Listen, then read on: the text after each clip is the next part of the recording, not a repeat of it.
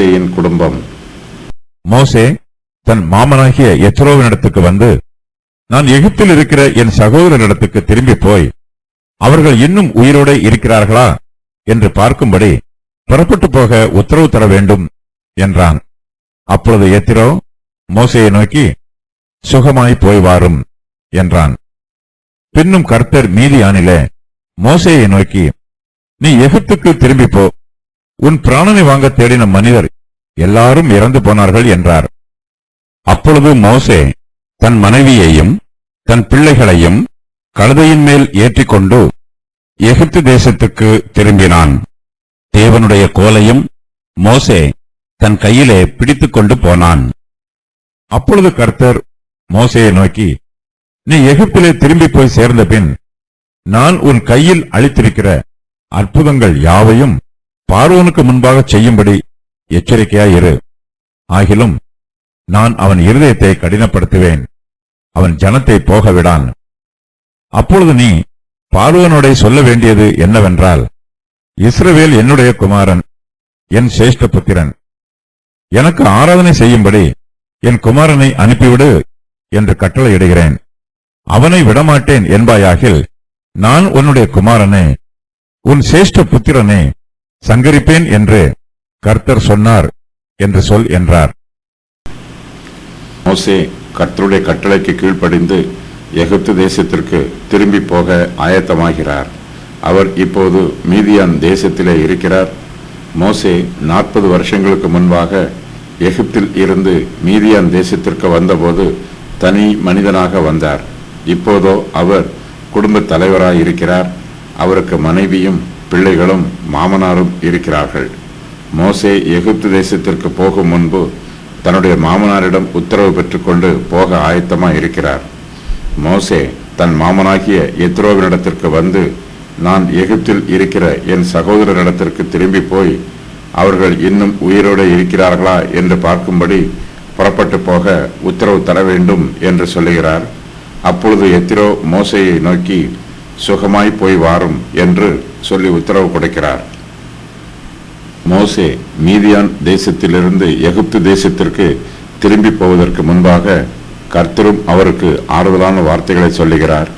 கர்த்தர் மீதியானிலே மோசேயை நோக்கி, நீ எகிப்துக்கு திரும்பி போ, உன் பிராணனை வாங்க தேடின மனிதர் எல்லாரும் இறந்து போனார்கள் என்று சொல்லுகிறார். நீ எகிப்துக்கு திரும்பி போ என்று கர்த்தர் மோசேயிடம் சொல்லுகிறார். தன்னுடைய ஜனத்தாரிடம் எகிப்துக்கு திரும்பி போகுமாறு தேவன் மோசேயிடம் கூறுகிறார். மோசேயின் மாமனாகிய எத்திரோவை பற்றி இங்கு எதுவும் கூறப்படவில்லை. மோசேயின் அழைப்பு, தேவன் மோசேக்கும் தம்மை வெளிப்படுத்தியது, மோசே எகிப்துக்கு திரும்பிச் செல்வதன் நோக்கம் ஆகியவை எத்ரோவிற்கு தெரியுமா என்பது தெரியவில்லை. மோசேயின் பிராணனை வாங்க தேடின மனிதர் எல்லாரும் இறந்து போனார்கள். ஆகையினால்தான் ஆரோன் மோசேயை தேடி வருகிறார். எல்லாரும் இறந்து போனார்கள் என்பதற்கு மோசேயின் காலத்தில் இருந்த பார்வோனும் அவனுடைய ராஜாங்கத்தில் இருந்த எல்லாரும் இறந்து போனார்கள் என்பது பொருள். மோசேயின் பழைய சத்துருக்கள் எல்லாம் மரித்து போனார்கள். ஒருவேளை மோசே புதிய சத்துருக்களை சந்திக்க வேண்டியது வரலாம். கர்த்தர் மோசேயோடு கூட இருப்பதாக வாக்கு பண்ணி இருக்கிறார். கர்த்தர் அவருக்கு அற்புதங்களை செய்யும் வல்லமையை கொடுத்திருக்கிறார். மோசே இஸ்ரவேலின் மூப்பர் மத்தியிலும் பார்வோனுக்கு முன்பாகவும் இந்த அற்புதங்களை செய்ய வேண்டும். கர்த்தர் மோசேயை நோக்கி, நீ எகிப்திலே திரும்பி போய் சேர்ந்தபின் நான் உன் கையில் அளித்திருக்கிற அற்புதங்கள் யாவையும் பார்வோனுக்கு முன்பாக செய்யும்படி எச்சரிக்கையாயிரு என்று சொல்லுகிறார். மோசே எகிப்து தேசத்திற்கு திரும்பி போகும்போது அங்கே என்னென்ன காரியங்கள் சம்பவிக்கும் என்பதையும் கர்த்தர் மோசேக்கு முன் அறிவிக்கிறார். மோசே எதிர்பார்க்கிற காரியம் எகிப்து தேசத்திலே நடைபெறவில்லை என்றால் அவருடைய மனதில் சோர்வும் ஏமாற்றமும் உண்டாகும். கர்த்தர் மோசேயை நோக்கி, நான் பார்வோனுடைய இருதயத்தை கடினப்படுத்துவேன், அவன் ஜனத்தை போக விடான் என்று சொல்லுகிறார். தேவன் அனுமதிக்கும் காரியங்கள் நடைபெறுகிறது. தம்மை எதிர்ப்பதற்கும் தன்னுடைய இருதயத்தை கடினப்படுத்துவதற்கும் தேவன் பார்வோனை அனுமதிக்கிறார். ஒவ்வொரு முறையும் மனம் திருந்தி தமக்கு கீழ்ப்படிவதற்கு தேவன் பார்வோனுக்கு வாய்ப்பளிக்கிறார். ஆனால் பார்வோன் தேவனுடைய ரட்சிப்பை நாடாமல் தன்னுடைய அழிவை தேடிக்கொள்கிறான். இக்காலத்திலும் ஆத்துமாக்கள் ரட்சிக்கப்பட வேண்டும் என்பதற்காக சுவிசேஷம் பிரசங்கிக்கப்படுகிறது. ஆனால் சிலர் சுவிசேஷத்தை ஏற்றுக்கொள்ளாமல் தங்கள் இருதயங்களை கடினப்படுத்துகிறார்கள். சூரிய வெளிச்சம் களிமண்ணை கடினமாக்குகிறது, அதே சமயத்தில் அது மெழுகை உருக்குகிறது. பொருளின் தன்மையை பொறுத்து விளைவுகள் மாறுபடும். பார்வோனுடைய இருதயம் கடினப்பட்டிருப்பதை பார்த்து மோசே ஆச்சரியப்படக்கூடாது. பார்வோன் எகிப்து தேசத்திலே அடிமைகளாய் இருக்கிற இஸ்ரவேல் புத்திரரை போக விடாமல் இருப்பதை பார்த்து மோசே ஏமாற்றம் அடையக்கூடாது. கர்த்தர் மோசேயின் வாயிலே வார்த்தைகளை போட்டிருக்கிறார். கர்த்தர் மோசேயின் வாயோடு கூட இருப்பார். மோசே பேச வேண்டியதை கர்த்தர் அவருக்கு போதிப்பார். மோசே செய்ய வேண்டியதை கர்த்தர் அவருக்கு உணர்த்துவார். மோசே கர்த்தரை நம்பி எகிப்து தேசத்திலே கிரியை செய்ய வேண்டும். மோசே எகிப்து தேசத்திற்கு திரும்பி போகும்போது அவர் பார்வோனோட சொல்ல வேண்டிய ஒவ்வொரு வார்த்தைகளையும் கர்த்தர் அவருக்கு சொல்லுகிறார். கர்த்தர் மோசேயை நோக்கி, நீ பார்வோனோட சொல்ல வேண்டியது என்னவென்றால், இஸ்ரவேல் என்னுடைய குமாரன், என் சேஷ்ட புத்திரன், எனக்கு ஆராதனை செய்யும்படி என் குமாரனை அனுப்பிவிடு என்று கட்டளையிடுகிறேன். அவனை விடமாட்டேன் என்பாயாகில் நான் உன்னுடைய குமாரனை உன் சேஷ்ட புத்திரனை சங்கரிப்பேன் என்று கர்த்தர் சொன்னார் என்று சொல் என்று சொல்லுகிறார். தேவன் இஸ்ரவேல் ஜனத்தாரை தம்முடைய குமாரன் என்றும் தம்முடைய சேஷ்ட புத்திரன் என்றும் அழைக்கிறார். பார்வோன் இந்த வாக்கியத்தை எளிதாக புரிந்து கொள்வான். ஏனெனில் எகிப்து தேசத்து ஜனங்கள் பார்வோனை ரா என்னும் தெய்வத்தின் சேஷ்ட புத்திரனாக அங்கீகரிக்கிறார்கள்.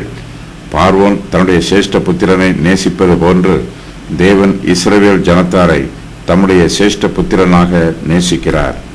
எகிப்து தேசத்தில் இஸ்ரவேல் ஜனத்தாரால் தேவனுக்கு ஆராதனை செய்ய முடியவில்லை. இஸ்ரவேலர்கள் தேவனுக்கு காளைகளை பலியிட வேண்டும். ஆனால் எகிப்தியர்கள் காளைகளை புனிதமான மிருகங்களாக கருதியதினால் இஸ்ரவேலரால் அவற்றை எகிப்து தேசத்தில் பலியிட முடியவில்லை. நான் உன்னுடைய குமாரனை உன் சேஷ்ட புத்திரனை சங்கரிப்பேன் என்று கர்த்தர் சொல்லுகிறார். பார்வோன் இஸ்ரவேல் ஜனத்தாரை எகிப்து தேசத்திலிருந்து அனுப்பி விடுவதற்கு முன்பாகவே தேவன் இங்கு கூறியிருக்கும் வார்த்தை நிறைவேறிற்று. மோசே பார்வோனிடத்தில் பேசும்போது தன்னுடைய சொந்த நாமத்தினால் பேசக்கூடாது. அவர் கர்த்தருடைய நாமத்தினால் பேச வேண்டும். கர்த்தர் தனக்கு சொன்ன வார்த்தைகளை மோசே பார்வோனுக்கு சொன்ன பின்பு இந்த வார்த்தைகளை கர்த்தர் சொன்னார் என்று சொல்ல வேண்டும். கர்த்தர் சொன்னார் என்னும் வாக்கியத்தை தீர்க்கதரிசிகள் அதிகமாய் பயன்படுத்துகிறார்கள். ஆனாலும் பரிசுத்த வேதாகமத்தில் கர்த்தர் சொன்னார் என்னும் வார்த்தை முதல் தடவையாக இங்கு பயன்படுத்தப்படுகிறது. இஸ்ரவேல் புத்திரருக்கும் கர்த்தருக்கும் இடையே உள்ள ஐக்கியத்தையும் தொடர்பையும் பார்வோன் அறிந்து கொள்ள வேண்டும். கர்த்தர் இஸ்ரவேல் புத்திரர் மீது அன்பாயும் கரிசனையாயும் இருக்கிறார் என்பதையும் பார்வோன் உணர வேண்டும். மோசே இந்த சத்தியங்களை பார்வோனுக்கு உணர்த்த வேண்டும். மோசே பார்வோனை நோக்கி, எனக்கு ஆராதனை செய்யும்படி என் குமாரனை அனுப்பிவிடு என்று கட்டளையிடுகிறேன் என்று கர்த்தர் சொன்னார் என்று சொல்ல வேண்டும். மோசே பார்வோனுக்கு முன்பாக கர்த்தருடைய நாமத்தினாலும் அவருடைய அதிகாரத்தினாலும் பேச வேண்டும். இஸ்ரவேலின் தேவனாகிய கர்த்தர் தம்முடைய குமாரனாகிய இஸ்ரவேல் மீது அன்பாயும் வைராக்கியமாயும் இருக்கிறார். அவர்கள் எகிப்து தேசத்திலே அடிமைகளாய் இருப்பது கர்த்தருடைய சித்தம் அல்ல. இஸ்ரவேல் கர்த்தருடைய குமாரன், அவருடைய சேஷ்ட புத்திரன். சேஷ்ட புத்திரன் விடுதலையோடும் கனத்தோடும் இருக்க வேண்டும். ஆனால் பார்வோனோ கர்த்தருடைய சேஷ்ட புத்திரனை எகிப்து தேசத்திலே அடிமைப்படுத்தி வைத்திருக்கிறான். ஆகையினால் கர்த்தர் என் குமாரனை அனுப்பிவிடு என்று பார்வோனுக்கு கட்டளையிடுகிறார். பார்வோன் தன் இருதயத்தை கடினப்படுத்துவான் என்பதும் அவன் இஸ்ரவேல் புத்திரரை போக விடான் என்பதும் கர்த்தருக்கு தெரியும். பார்வோன் இஸ்ரவேல் புத்திரரை போக விடவில்லை என்றால் அவனுக்கு என்னென்ன தண்டனை கொடுக்கப்படும் என்பதையும் கர்த்தர் மோசேயின் மூலமாக அவனுக்கு சொல்லுகிறார். என் குமாரனை விடமாட்டேன் என்பாயாகில் நான் உன்னுடைய குமாரனை உன் சேஷ்ட புத்திரனை சங்கரிப்பேன் என்று கர்த்தர் பார்வோனுக்கு சொல்லுகிறார். இஸ்ரவேல் தேவனுடைய குமாரன், இஸ்ரவேல் தேவனுடைய சேஷ்ட புத்திரன். தேவனுடைய குமாரனாகவும் சேஷ்ட புத்திரனாகவும் இருக்கிற இஸ்ரவேல் புத்திரரை தேவனுக்கு ஆராதனை செய்யும்படி பார்வோன் அனுப்பிவிடவில்லை என்றால் கர்த்தர் பார்வோனுடைய குமாரனை அவனுடைய சேஷ்ட புத்திரனை சங்கரிப்பதாக சொல்லுகிறார். கர்த்தர் இந்த வார்த்தைகளையெல்லாம் மோசேயின் வாயிலே போட்டிருக்கிறார். மோசே கர்த்தருடைய வார்த்தையோடு எகிப்து தேசத்திற்கு திரும்பி போகிறார்.